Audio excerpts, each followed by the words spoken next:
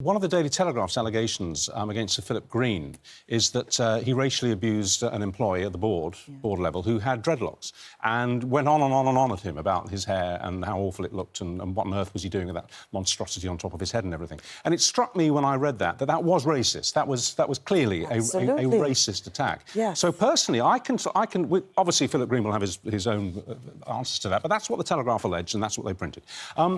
I can kind of see their point, actually. I can see that if you take someone on, if they have what you would associate with a particular culture, a particular hairstyle, it could be seen as being racist.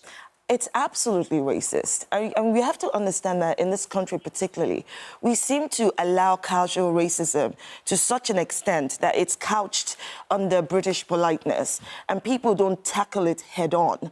A perfect example is Angela Smith's misspeaking with the use of the word funny tinge, right? Yeah, funny. No, do you see what I mean? But if you have people with that kind of mindset in the workplace, discrimination will be them acting on their unconscious bias in a place of power, where they have power, against a black person. So, I mean, we should say, first of all, that Sir Philip Green has absolutely denied all sorts of those allegations. Yeah, we absolutely don't know. We weren't in the room. We don't know what's happened. But Richard, as you say, it was reported, so you're repeating that report. But he's denied it.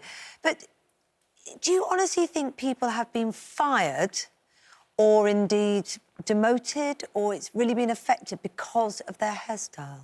Well, if we take it back to this, let's look at the company grooming policies in place in many organizations, right?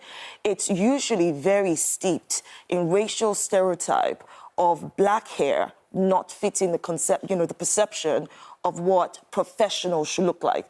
And what so, Sean, you said that when you joined the BBC... Yeah, I mean, I had dreadlocks when I was a student, and then when I joined the BBC, I just thought the right thing to do would be to cut them off, which, I mean... And why was that? Because you felt that would make you fit in more, or look more be smarter? I have no idea why, but there's an unspoken word. It's almost like a passive pressure placed on you, societal pressure placed on you, that if you're going to come into the workplace, you need to look a certain way. Your hair needs to look a certain way. The fact that we don't have a volume of complaints or, it's not recorded doesn't mean it doesn't exist.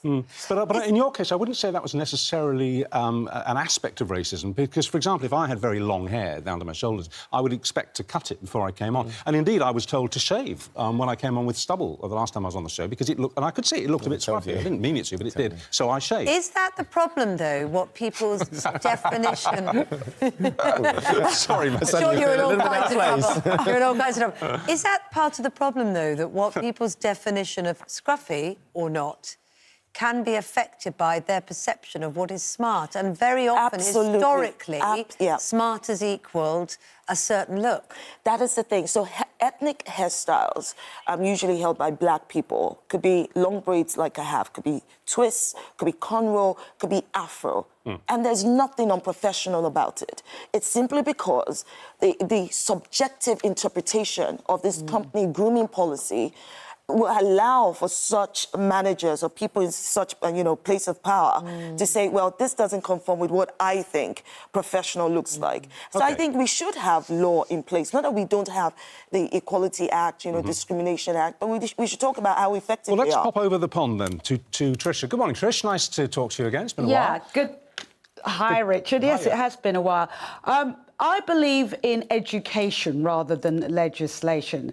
Interestingly enough, when I made history in Australia in 1988 by being the first person of colour to front a television show, I actually had braids. I'm not making out the case that this doesn't happen, and I actually agree with Shola. There is my daughter, for instance, she had her hair, she had long, straight extensions. When she changed to cornrows, the manager was offering everybody tea and coffee and turned to Billy and said, and I suppose you'd like a lilt now that you look so exotic. No. Now, does she drag that person into court, or does she do what she has done? I think these days with younger people, they use social media to call people out very effectively, or as Billy has done, gone on and been, the most amazing PR person, being up for all sorts of awards, and suddenly people start to shift. When my younger daughter got an afro, people come up and touch her hair and make remarks. it's unpleasant. You have to deal with it person by person. But do you drag someone into court? How difficult it is to prove that someone, unless they're stupid enough to actually say, I am firing you because I don't like your dreadlocks. Can I it's just a add very quickly difficult thing to prove. Can I just say there that the fact that something is difficult to prove does not mean we should not empower those who are oppressed by it, because it's the same, strand that will say then that in the case of women being harassed by men, how are they going to prove it? So should we have any legislation? Should we give them legal recourse? Yes, it's the same thing, though. Can it's I just the same say that's thing. a much... But when...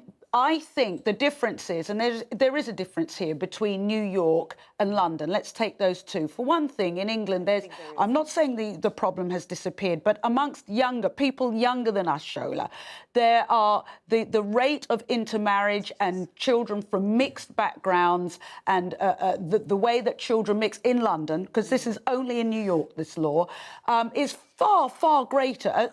New York is far more conservative. It's more of a tramline society. Well, I would say sorry, let me just that children are starting to educate people a lot more. Trisha, I'm in a huge glass house when it comes to hair dye, so I'm certainly not throwing stones. But I can't help but notice that you, at the moment, have blonde hair, straight blonde hair. I think she looks gorgeous. I've had afros, yeah. I've had cornrows, I've had dreadlocks. Have I ever been discriminated against because of my hair? I've had remarks, I've had stupidity and what have you, but people are more likely to have a go at my skin colour.